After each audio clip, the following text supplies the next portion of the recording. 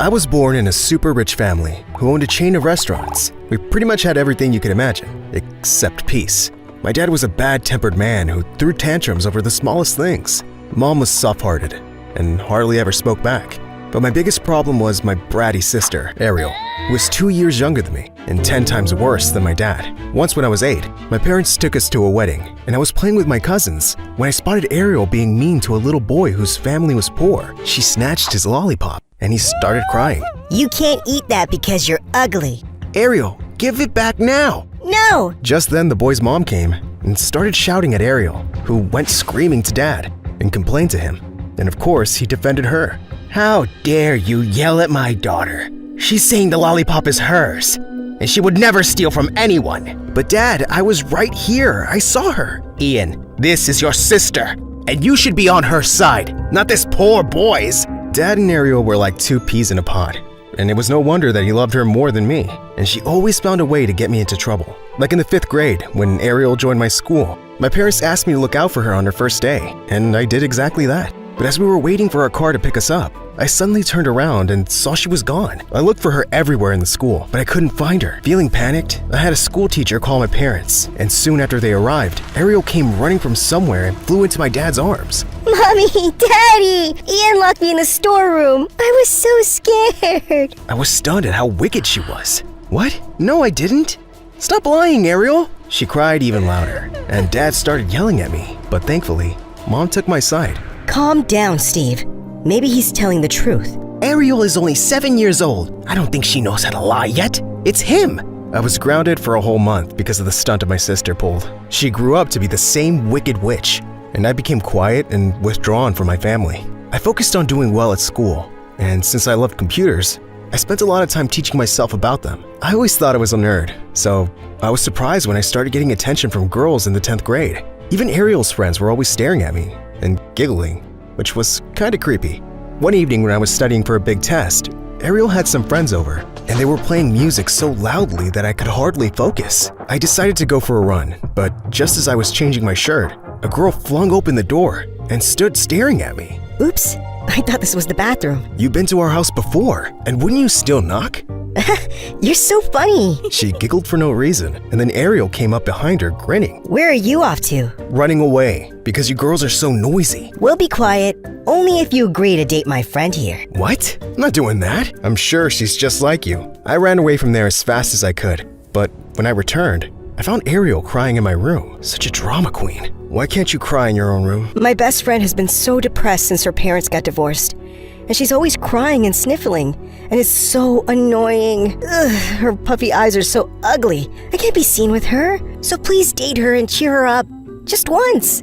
I reluctantly agreed, just so they both leave me alone after that. So the next day after school, I said I'd meet her friend at a nearby milkshake shop, and when I got there, Ariel was also with her. Weirdest date ever. We ordered our drinks, and then this girl who was in my history class, called Elsa, came with our milkshakes. Ariel took one sip of her drink and spat it out. Ew, I said bubblegum milkshake, not strawberry. You must be extra stupid for getting it wrong. And then she threw the glass on the floor and told Elsa to clean it up.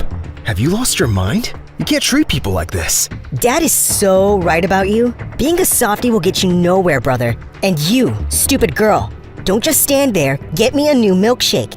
You're pathetic. I ran after Elsa to check if she was okay, and I found her crying in the back alley. I'm so sorry about my sister. She's a real piece of work.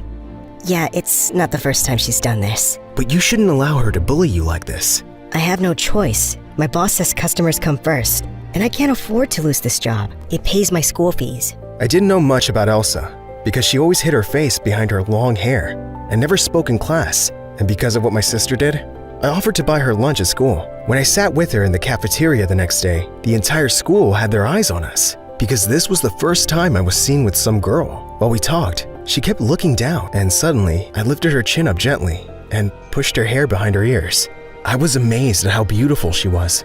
Wow, you're lovely. You shouldn't hide your face like that. Thank you. You're the first person here who's been this nice to me. But I think people are looking at you, wondering why some rich and handsome guy like you is sitting with a waitress. I couldn't care less about what they're thinking, but they're probably all looking at you. I started hanging out with her every day and found myself falling for her fast. I like how Elsa was gentle and soft-spoken, but she also had a fun, quirky side that was adorable. But one evening when I got home, Dad was waiting for me in the living room with Ariel by his side. "Your sister tells me you're dating some poor girl. Is this true?" Ariel is crazy. How do you judge a person without even knowing where they're from? Because she's a waitress, stupid. You're stupid because you keep poking your nose in my business. Just then, Mom walked in after some errands, and Dad told her to make him tea. Mom just walked into the house and you're already giving her orders? It's okay, Ian. I don't mind. No, Mom, it's not okay. These two are always bullying us around. And now they're telling me who I can and can't date? That's because this girl he likes is a gold digger. I'm not letting you embarrass us by being with some beggar. What will people think? That sounds like your problem, because I don't care. And guess what? She's coming over for dinner this weekend, and you will be nice to her. If you don't agree, Dad, I will drop out of school and move out. And you can find another son to help you with the business. Dad knew that I was smarter than his precious daughter, and he needed me to take over his business one day. So he had no choice but to give in. The next day when I invited Elsa over, she looked gorgeous and really nervous. I'm so scared to meet your parents. Don't worry, you'll be just fine. They'll love you. Mom did seem to, but Dad and Ariel glared at her. So, Ella, is it? Elsa, sir. What do your parents do? I don't have parents. I live with my grandmother and I take care of her. So basically, you're poor. Ariel, that's very rude. I kicked my sister under the table, and she cried out angrily and stormed out of the room. Sometime later, Elsa excused herself to go to the bathroom, and Mom told her it was upstairs. She was gone for a while, so I decided to check on her, and I stopped short when I found her in my parents' room, opening Mom's jewelry box. Elsa, what are you doing here? Ian, you startled me. And, oh, this isn't what it looks like. I promise. Your sister came out of your parents' bedroom, shoved this diamond ring in my hand, and told me to leave. She ran off before I could say anything, so I just came here to put it back. I don't know what's going on. Liar! We turned around to see Ariel in the doorway. She's lying. I never gave her the ring. Mom! Dad! We have a thief in the house! Shut up, Ariel! But the two had already come up running, and Elsa looked scared out of her wits. Check her bag. I'm telling you, she's a thief. Ariel suddenly snatched Elsa's bag, and as it fell to the ground, a lot of Mom's jewelry fell out. I didn't know what to think. Get out of our house before we call the police. Elsa ran out crying, and I was too shocked to even run after her. If she needed money so badly, she could have asked me for help. There had to be some reason she felt she had to steal, but I never saw her again. She just didn't come to school after that. And when I asked the school admin, they told me she transferred to another school. Ariel and her friend were over the moon. My friend is still available if you want to date her. No, thank you. And you should focus on school. Your math teacher spoke to me today and told me you're failing badly. Oh, I'm the most beautiful girl in this school. And I don't think I'm going to use math in my modeling career. Ariel did fail high school, and for the first time, Dad was so disappointed in her. She couldn't get a job anywhere, not even as a model. So she ended up working as a waitress in one of Dad's restaurants, where I was the manager. I had so much fun bossing her around.